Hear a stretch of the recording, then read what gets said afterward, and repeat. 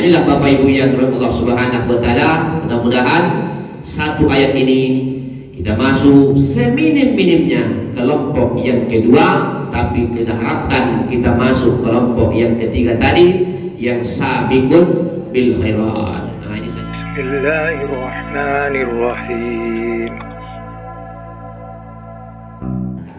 Kaji kita satu ayat daripada firman Allah Subhanahu wa taala dalam surah Fatir, itu dalam kacamata tafsir Murahul Labib atau tafsir Al-Munir. Ini karya seorang ahadu ulama Syafi'iyah, salah satu ulama Syafi'iyah min fuqaha'ihi, daripada ahli fikih wa minal mufassir, termasuk ahli tafsir yang punya karya kurang lebih sekitar 115 kitab. Wa asluhu minat Tenara wal Banten, asalnya dari Tenara dan Banten. Itulah yang bernama Syekh Muhammad bin Umar Al-Jawi atau An-Nawawi. Yang terkenal Bapak Ibu Syekh Nawawi Al-Bantani, karena ada Imam Nawawi Ad-Dimashqi. Nah, ini dia Syekh Nawawi Al-Bantani, asal Banten. Jadi beliau digelari ulama Hijaz, ulama yang terkenal di Makkah dan di Madinah. Ya, seorang ulama yang luar biasa. Ya, karyanya sampai sekarang dikaji, ada tafsirnya, ada fikihnya, ada akidahnya. Beberapa banyak kitab-kitab beliau dipelajari di pondok-pondok pesantren. Nah, itu Syekh Nawawi Al-Bantani. Jadi kalau Nawawi itu asal Nawa, tapi kalau kita baca di kamus modern, Nawawi itu artinya bom nuklir. Nah, itu Bapak Ibu. Ini artinya Pak, kalau yang sebagian menggunakan Nawawi itu artinya bom nuklir, tapi beliau Nawawi itu dari Nawah, sehingga Nawawi itu kalau Nawawi itu Dimashqi. Nah, itu diantara tafsir modern. Baik Bapak Ibu yang dimuliakan Allah Subhanahu wa taala.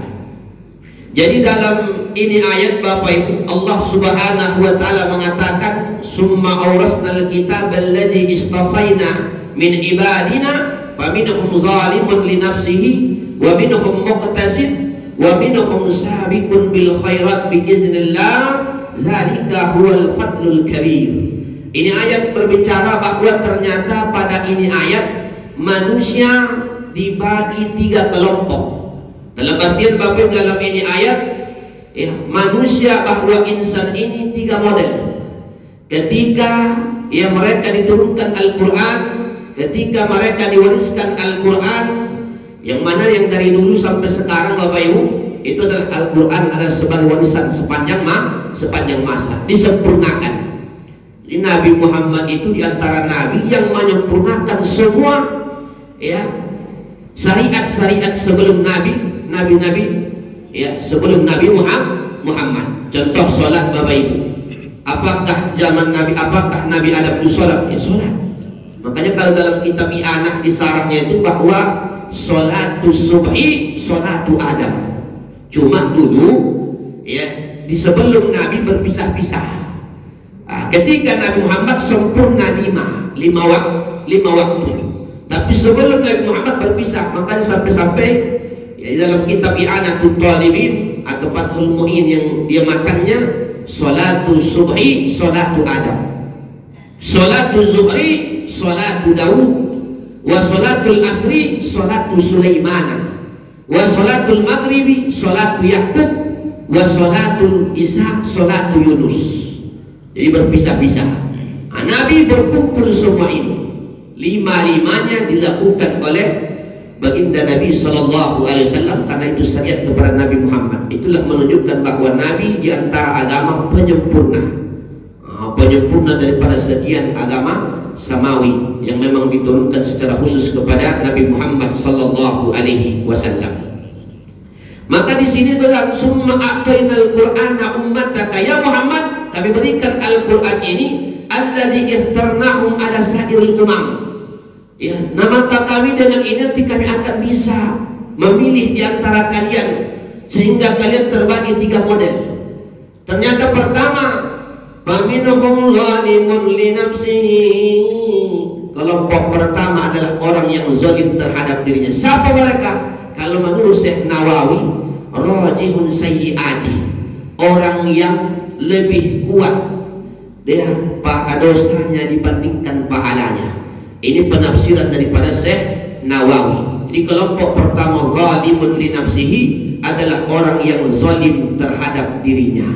Jadi Bapak Ibu, ternyata orang kalau dia berbuat maksiat berarti dia adalah orang yang sama menzalimi dirinya. Atau kemudian para ulama dalam tafsir yang lain juga menyebutkan bahwa orang ini, model pertama ini, dia adalah wayat rukul mujibat, meninggalkan yang wajib, wayat alul muharramat, sering melakukan yang haram, dan dia wayat rukul sunnah, bahkan dia paling gemar mengabaikan yang sunnah, wa yuhibbul makruhat, paling deman melakukan yang makruh.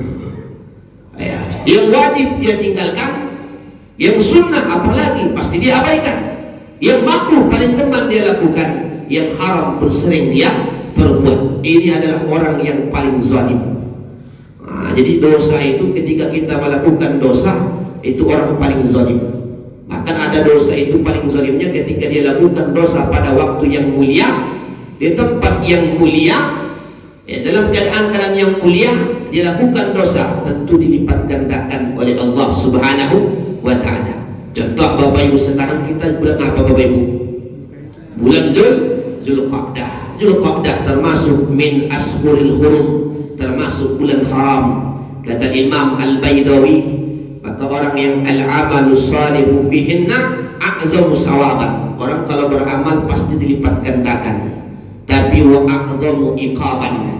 Tapi kalau dia melakukan yang buruk, dia akan dilipat gandakan. Karena dia bulan Zulqa'dah.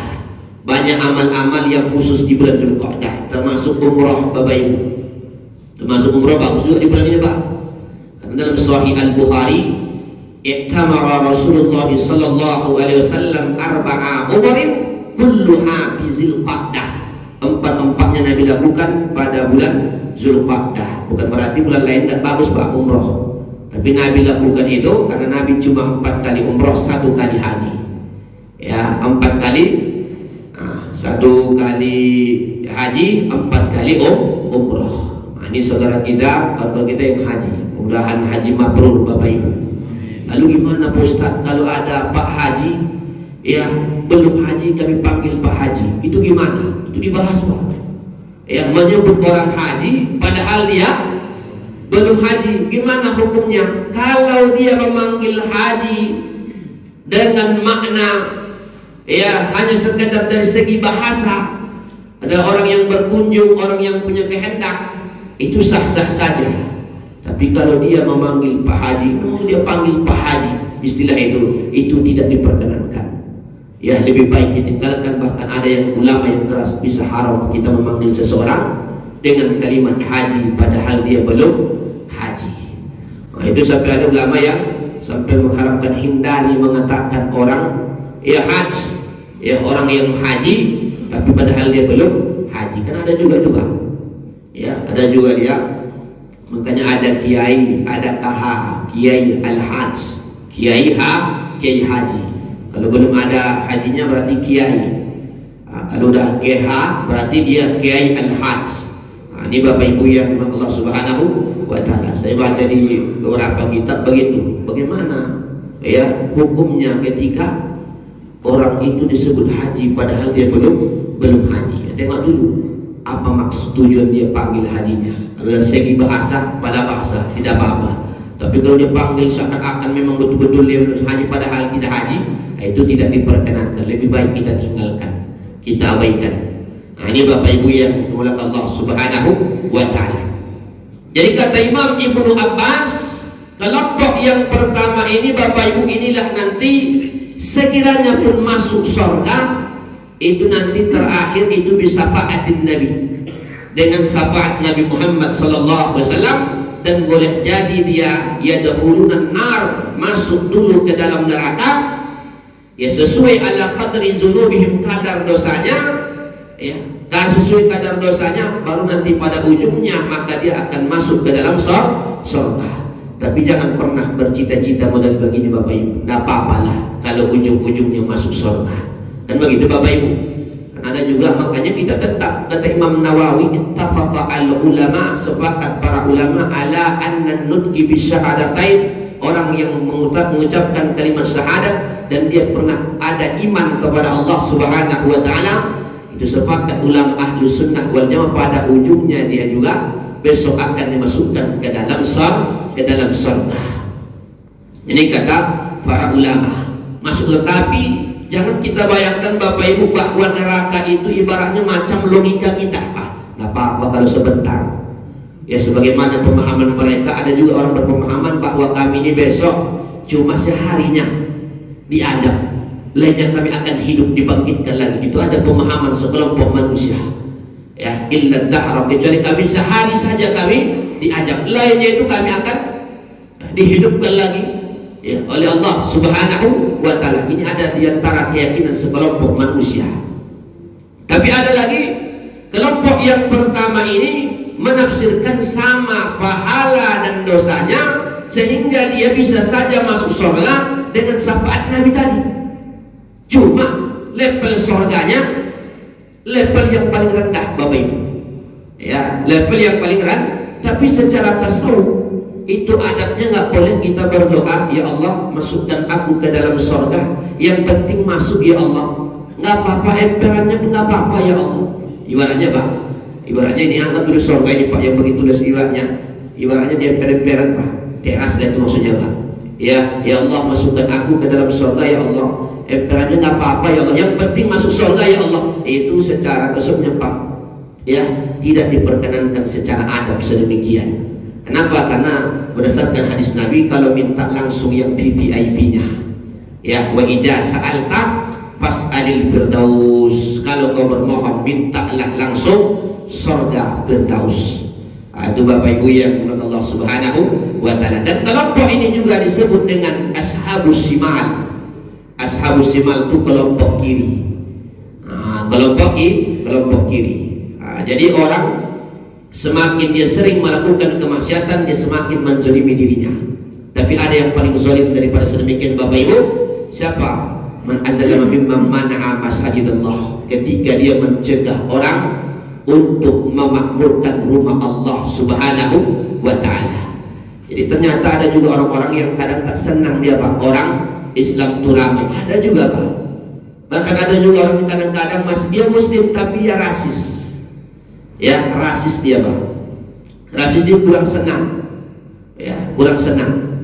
Jadi kita juga pernah menghadapi, kita diminta terus oleh pengurus ini, Ustaz, buatlah maulid sini Pak Ustaz. Sekali setahun ya Pak, buatlah maulid, kita buat. Ya, kita buatlah Pak, ya, karena terlalu sering. Tapi itu ketika kita buat, karena kita izin yang minta ketua, yang minta pengurus sama RT. Rupanya ada satu lagi yang kita tak izin. Ya, seorang yang kaya, ya dia salah satu ya tentara, dia marah dia Pak, bekas kaos dibentak-bentaknya, ya terganggu dia Pak, padahal baru jam 9:15, marah dia karena mungkin tak izin sama dia, ya tak izin sama dia. Saya ketua keamanan di sini, kalian untuk beracara tanpa sepengetahuan saya. Marah dia Pak, ngamuk-ngamuk dia. Ya, mengamuk dia. Memang rupanya orang tadarus pun tidak diperkenankannya, tidak diperbolehkannya. Apalagi ceramah maulid. Andai kata pun boleh, mungkin melalui ajaran dia, melalui dia. Jadi dia marah-marah ketika disampaikan ajaran begitu Pak. Kalau mau kita bahkan terganggu Pak, kita berpikir dalam. Kalau Bapak mencegah kami untuk di sini, bukan ajaran sesat, kecuali ajaran sesat. Satu minggu habis itu, ya di dalam tidak jauh dari rumah tuh ada keyboard, ya 2 kali pula itu Pak, sampai jam 2 malam. Lagunya Cikok 12, apa namanya Pak? Lagu apa itu Pak?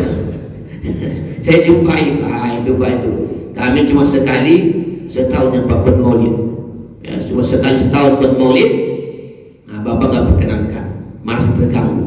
Tapi dia nggak ada Bapak, diam aja. Ya Pak, sebulan habis dari ini sebagai pelajaran nih Pak. 2 bulan habis daripada Bapak itu terjatuh, patah, putus bagian kaki belakang itu Pak.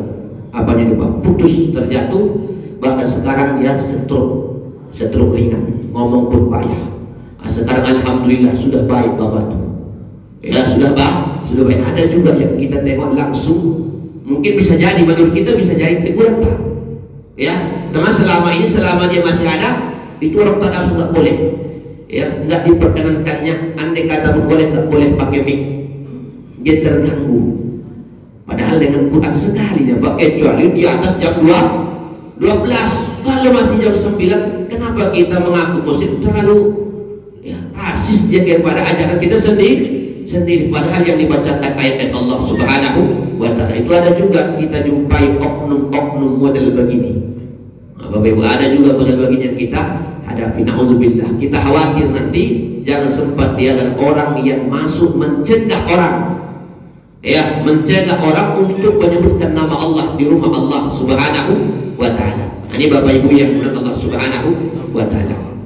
Yang kedua, wa minhum muqtasid. Kelompok yang kedua Bapak Ibu namanya al-muqtasid, tasawat sayyi'atuhu wa hasanatuhu. Kata Syekh Nawawi, sama antara pahala dengan dosanya. Dia wayab alul mujibat, dia lakukan yang wajib, ya. Wayab rukul muharramat, dia meninggalkan yang haram, tapi kadang-kadang dilakukan juga. Wayab alul ba'dal makruhat, dan dia lakukan sebagian yang makruh, dan dia wayab rukul ba'dal sunat, dan dia masih sering mengabaikan yang sunnah. Yang wajib dia lakukan, yang haram kadang-kadang masih sering dia perbuat. Yang makruh sebahagiannya masih dilakukan, yang sunnah masih banyak juga dia abaikan. Ini kelompok yang muqtasid. Bahkan sebagian ulama juga mengatakan kelompok yang kedua ini menafsirkan bahwa dia hanya ibaratnya melakukan sesuatu yang wajib-wajibnya saja. Dia upayakan meninggalkan dosa yang paling yang sepakati haram, dosa-dosa besar dia hindari. Tapi dia masih suka melakukan yang makruh, masih sering mengabaikan yang sunnah. Jadi dia hanya mencukupkan dirinya dengan yang wajib-wajibnya saja. Ini namanya Bapak Ibu kelompok yang muqtasid. Kelompok yang muqtasid. Jadi gimana mereka dimasuk? Kata Imam Ibnu Abbas, yadkhulunal jannata, mereka dimasuk surga dihisab. Bapak Ibu, mereka dimasuk surga dihisab, lalu nanti dimasukkan kepada surga. Inilah nanti namanya surga Jannatun Naim. Surga mereka Bapak Ibu namanya Jannatun Naim. Ini juga termasuk disebut dengan Ashabul Yamin. Ashabul Yamin dimasukkan juga kategori Ashabul Yamin. Ini mereka masuk surga karena mereka melakukan yang wajib dan dia meninggalkan yang haram sekaligus sekali, tapi dia bukan yang bersifat kabair, bukan bersifat dosa besar. Karena banyak diantara dosa-dosa besar Bapak Ibu, ya, makanya kita sudah khatamkan kitab Al-Kabair.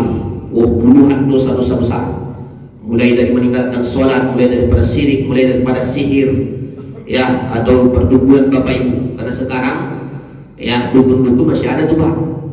Ya, perdukuhan itu masih ada, walaupun zaman modern. Makanya kalau hiduplah Umar di zaman Umar bin Khattab, kalau zaman Umar dukun-dukun itu Pak ditangkap. Dukun-dukun itu ditangkap, dikasih waktu 3 hari taubat. Ini hari Jumat, Sabtu, Ahad. Ba'da asar ditanya, kau sudah taubat atau tidak? Kalau katakan tidak, langsung dipancung. Itu zaman Umar. Jadi kalau ada yang dukun-dukun, ada tukang sihir zaman Umar, itu lewat semua dua. Ya, itu langsung dipancung oleh Umar. Dikasih waktu cuma 3 hari oleh Umar bin Khattab. Itu ketegasan daripada Umar yang sangat luar biasa. Ya, apa tidak, kata Nabi, masalah Umar qattun salakas syaitanu bajin ghairiha. Kalau Umar lewat satu lembah atau satu jalan, maka setan pun tidak mau berpas-pasan dengan Umar bin Khattab. Begitulah dahsyatnya keimanan yang dimiliki oleh Umar bin Khattab. Ini Bapak Ibu yang dimuliakan Allah Subhanahu wa ta'ala.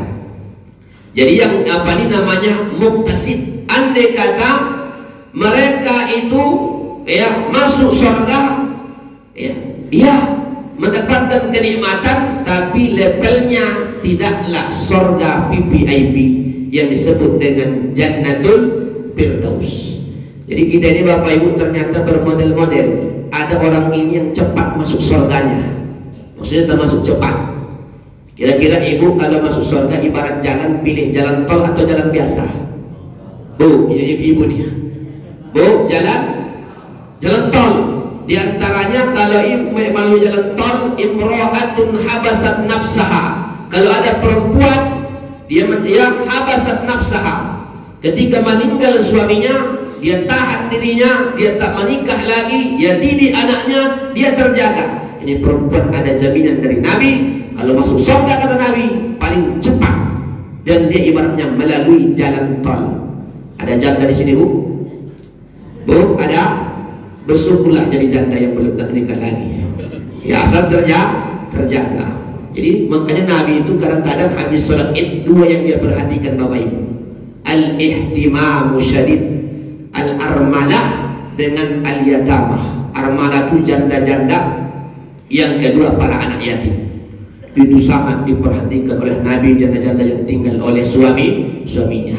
Jadi bersyukurlah ibu-ibu di sini ya, yang dia sudah ketika meninggal suaminya dia tetap istiqomah, dia didik anaknya, bahkan ada yang satu ades itu paling cepat masuk surganya, dekat dengan baginda Nabi Sallallahu Alaihi Wasallam. Tapi bukan JDMC maksudnya janda-janda yang ibaratnya sudah berumur lah 40 di atas Bapak Ibu ya.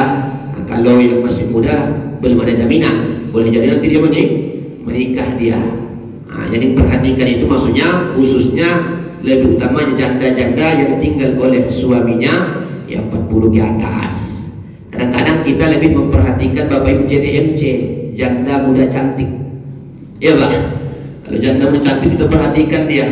Nah, yang kita perhatikan itu adalah ya janda, kadang-kadang macam-macam namanya. Ada jus, janda usia senja, namanya jus. Dan macam-macam namanya Bapak Ibu. Ya, ada JDMC tadi. Bahkan laki-laki pun ada juga nama istilahnya kerennya, duren. Ya, duda keren. Nah, macam-macam namanya Bapak Ibu. Nah, itu namanya duren. Nah, itu yang pertama.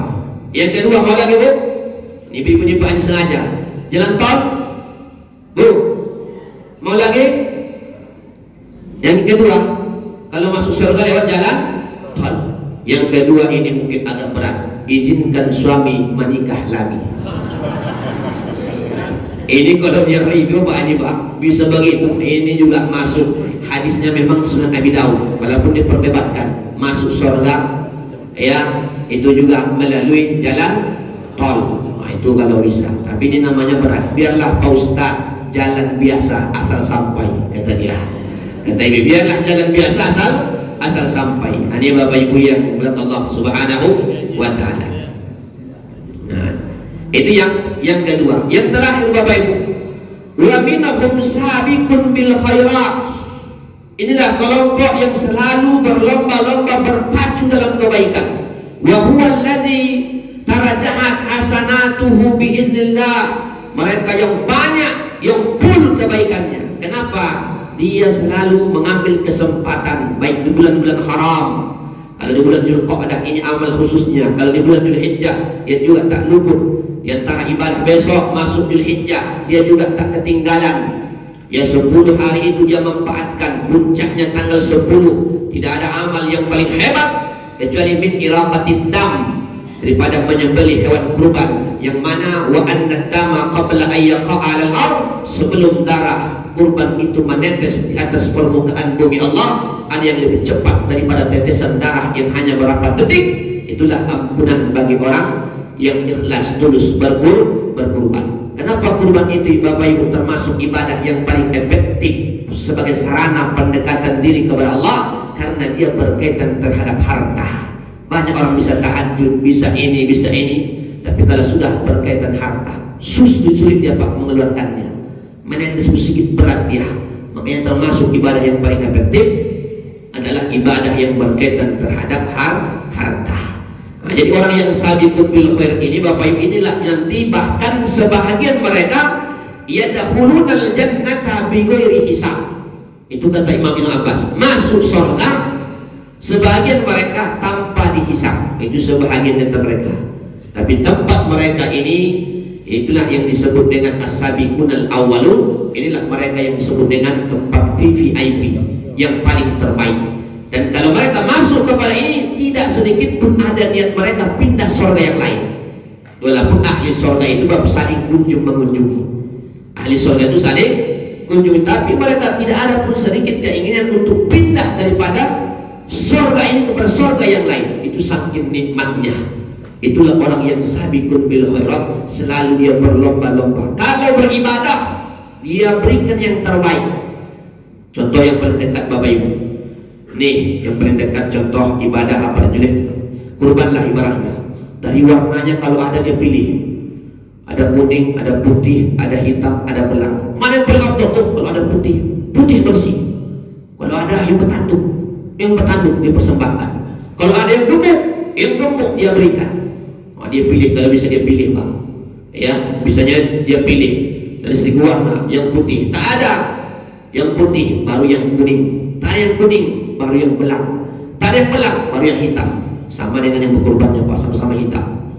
Ya, baru yang hitam. Nah, itu yang dari segi warna. Ya, yang dari segi warna dia berikan, dia persembahkan yang paling terbaik. Saya orang kaya Pak Ustaz.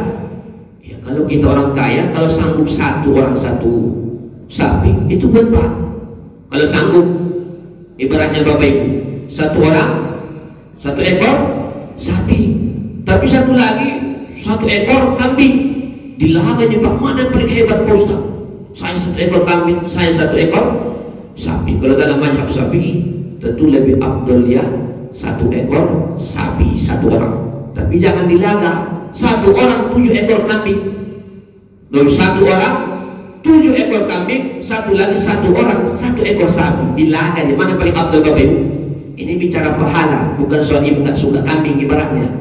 Soal pahalanya Pak, dipersembahkan. Dalam mazhab Syafi'i dalam kitab Majmu' Syarah Muhajjab, wa sab'un minal ghanami afdalu minal baqar. 7 ekor kambing tadi lebih afdal, lebih utama daripada 1 ekor sapi tadi. Kenapa? Banyak hikmah di dalamnya. Kalau 1 ekor sapi cuma sekali bismillahirrahmanirrahim, Allahu akbar, Allahumma taqabbal min, selesai. Tapi kalau 7 ekor kambing, berapa kali disebut bismillah, sholawat? Berapa Bapak? 7 kah? Bismillahi Allahu akbar, bismillahi Allahu akbar, bismillahi Allahu akbar. Memberikan yang terbaik. Apalagi memberikan yang terbaik, itu dalam agama itu ada Pak. Nabi berkurban hanya wa akala min kabidi udhiyati, hanya memakan sebahagian. Lalu semuanya dikerahkan orang yang berkurban. Itu yang terbaik. Kalau tidak, barulah sepertiga untuk kita, sepertiga seperti yang biasa. Itu yang dilakukan oleh baginda Nabi Sallallahu Alaihi Wasallam. Itu ada level-level yang terbaik. Makanya dalam mazhab itu paling afdalnya ambil sedikit, dia pakai semuanya. Kalau mazhab lain sepertiga untuk apanya, sepertiga disedekahkan, sepertiga justru dihadiahkan. Ada sedekah, ada hadiah. Nah, itu diantara mazhab yang lain. Nah, itu yang terbaik. Itu namanya kita ingin namanya sabiqun bil khairat, berlomba-lomba dalam hal yang baik. Jadi setiap momen-momen yang dia memang ada jaminan khusus dari baginda Nabi, dia manfaatkan sebaik-baiknya. Ya, sampai hatta ya'tiyahu malakul maut, sampai dia didatangi oleh malaikat maut. Dia orang yang masih gemar berlomba-lomba dalam kebaikan, yang diistilahkan Bapak Ibu fastabiqul khairat. Itulah sang pemegang itu yang bisa sedemikian ini. Itulah yang dicontohkan oleh Abu Bakar Siddiq. Abu Bakar itu sedekah terang-terangannya ada, sedekah di siangnya ada, sedekah di malamnya ada. Sedekah terang-terangan dia dilakukan. Jadi jangan langsung kita salahkan Pak, ada orang sedekah terang-terangan Pak. Ya, terang-terangan dia sedekah Pak. Ya, nah itu jangan kita langsung Pak, ini enggak ya. Nah, itu juga ada dari contoh oleh sahabat Nabi. Apalagi sedekah yang sirriyah, ya, yang orang banyak tidak tahu. Nah, jadi seharusnya banyak juga. Makanya kalau dari segi ngamal, berapa banyak dosa kita yang dibalik, ya, layar atau di balik layar atau dalam sembunyi kita lakukan. Seharusnya banyak juga amal-amal yang sembunyi yang kita lakukan yang orang sama sekali tidak tahu. Ini Bapak Ibu yang dimuliakan Allah Subhanahu wa taala. Dan mereka ini besok ya, yang tiga ini haula salasa atau khususnya yang ashabul yamin, baru kemudian as-sabiqun al-awwalun. Ini yang pertama, yang ketiga ini Bapak Ibu akan ma'as syuhada was sholihin wal ulama wal amilin, dan mereka nanti ma'a habibinal mustafa, bersama Nabi yang paling mulia, itulah Nabi Muhammad. Karena di surga itu saya baca dalam kitab Nisa'u Ahli Jannah, perempuan ahli surga, cuma dua nikmat yang tidak bisa ditandingi besok di akhirat. Ketika kita ru'yatullah, bisa menyaksikan Allah. Yang kedua ru'yatun Nabi sallallahu alaihi wasallam, ketika bisa menatap wajah baginda Nabi sallallahu alaihi wasallam. Orang yang mampu saja bermimpi dengan Rasul sudah luar biasa, Bapak Ibu. Ya, dia bisa mimpi, tapi nggak semua. Ibaratnya mimpi asal mimpi, ya, tapi dia bangga-bangga kemana-mana, itu ada ceritanya, Pak. Nah, itu khawatir juga, Pak. Ya, itu menatap wajah baginda Nabi sallallahu alaihi wasallam melebihi daripada kenikmatan yang ada di dunia. Kenapa 9 sitir yang ada bagi baginda Nabi itu dihilangkan? Makanya nampak keindahan Rasulullah Sallallahu Alaihi Wasallam. Maka kita berharap nanti termasuk yang sabiqun bil khairat, kelompok yang VIP, yang dekat dengan Nabi, bisa melihat baginda Nabi Sallallahu Alaihi Wasallam. Jadi sangat luar biasa. Maka di antara mereka itu, ya, termasuklah nanti pemimpin-pemimpinnya itu para khulafaur rasyidin. Bapak Ibu, kalau perempuan termasuklah nanti di sana ada Khadijah, ada Fatimah, ada Aisyah, ada Siti Maryam. Ya, ada Siti Maryam, ada Aisyah radhiyallahu anha, ada Khadijah, ada satu lagi Siti Asiyah. Siti Asiyah itulah yang dikabulkan doanya sebelum pagi itu, ya, mengenai dirinya. Padahal dia istri siapa, Bapak Ibu? Istri Fir'aun. Tidak ada manusia yang paling jahat melainkan Fir'aun, memperkenalkan diri sebagai Tuhan. Bapak Ibu, ya, ana rabbukumul a'la, saya adalah Tuhan kamu yang paling, ya, tinggi. Sampai Profesor Iblis LA pun Bapak Ibu cenang dia, Pak. Itu dalam tafsir Khojib. Ketika Fir'aun mengatakan ana rabbukumul a'la, saya adalah Tuhan kamu yang paling, hebat ini Fir'aun, luar biasa. Ini dalam tafsir Khojib, Pak, disebutkan kata Iblis, hebat ini Fir'aun, aku saja yang iblis masih mengatakan ya Rabb, tangguhkan usiaku ya Allah, masih mengakui sebagai itu, walaupun dia pembangkang, Pak. Tapi Fir'aun tak langsung, saya adalah Tuhan kamu yang paling hebat. Tapi Allah itu maha manan, maha jawab. Dia tetap memberikan tahta kekuasaan rezeki kepada orang yang paling durhaka. Itulah Allah, itu sifat manan, jawabnya Allah. Orang yang jahat pun tetap Allah kasih rezeki, tetap dikasih kekuasaan. Apa yang Allah kasih kalau dia ingkar kepadanya, Pak? Kalau kita berlogika, ya. Tapi ternyata Fir'aun itu juga menjadi pelajaran, menjadi iktibar. Ya, satu jelas kita nggak boleh menafikan buruk, paling terburuknya manusia. Tapi kalau tengok apakah dia bangun juga masjid, ya dia bangun juga, Pak, kalau bangunannya, Pak. Sampai sekarang masih ada mungkin sisa-sisanya. Tapi dia termasuk orang yang diabadikan dalam Quran sebagai contoh. Makanya dalam kitab-kitab masalah al-asma memberi nama haram, kita kasih nama anak dengan nama Fir'aun. Apa ada jumpa Bapak Ibu, jumpa anak siapa nama Fir'aun, Pak bin Ahmad Riyadi, ada, Pak? Dah ada tuh, Pak. Ya, Korun juga nggak boleh, Pak. Siapa nama mana? Karena kaya dia, Pak. Korun, Pak, nggak ada. Nama-namamu Korun Hasibuan, Pak, nggak ada itu, Pak. Korun Hasibuan, mana ada Korun Hasibuan, Pak? Ya, kenapa? Al-asma'ul busak, orang-orang yang diabadikan itu haram dikasih, ya, nama-nama pusat, Korun, bahkan iblis, setan. Nama-nama setan itu tak diperkenankan, nama-nama dewa, Bapak Ibu.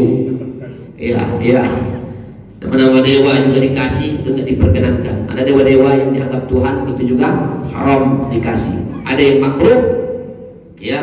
Bapak ibu juga boleh, bapak ibu tambah nama bapak. Saya kurang apa nampaknya setelah mengaji ini, saya tambahlah Muhammad. Ya tidak apa-apa. Ya apa yang ada, bentuk ayam pun jadi, unta suku selesai Pak. Ya, ibaratnya sebagai syukurnya saja, tidak masalah. Tambah namanya Muhammad, Ahmad dan lain sebagainya. Kalau kita ingin mengambil tafaulan wa tabarukan. Kenapa? Nabi itu biasa mengganti nama sahabat. Abu Hurairah itu saya baca Bapak Ibu, pernah kata ulama sampai dihitung nama beliau itu 60. Ada nggak nama kita sampai 60 Bapak Ibu? Abdul Abdul Syam, Abdul Naham ditukar oleh Nabi Abdurrahman bin Sakhar Ad-Dausi. Itu Abu Hurairah ketika masuk Islam namanya Abdul Naham, Abdul Syam, banyak namanya. Ditukarlah oleh baginda Nabi namanya Abdul Rahman. Cuma di kampung saya ada namanya Abdul Rahman, cuma dipanggil orang Abdul Rokok, kan jauh Pak larinya. Abdul Rahman dipanggil Abdul Rokok, Muhammad Nuh dipanggil Noah, enggak nyambung tuh Pak. Ya, nah, cuma kalau di sana kalau Muhammad dipanggil Mamat. Ada lagi Muhammad Mamet dipanggil. Ya, Muhammad dipanggil Mamet. Nah, yang paling parah kadang-kadang nama kita Muhammad dipanggil Selamat. Itu jauh apanya Pak? Muhammad, Mamet, ada lagi Kamet.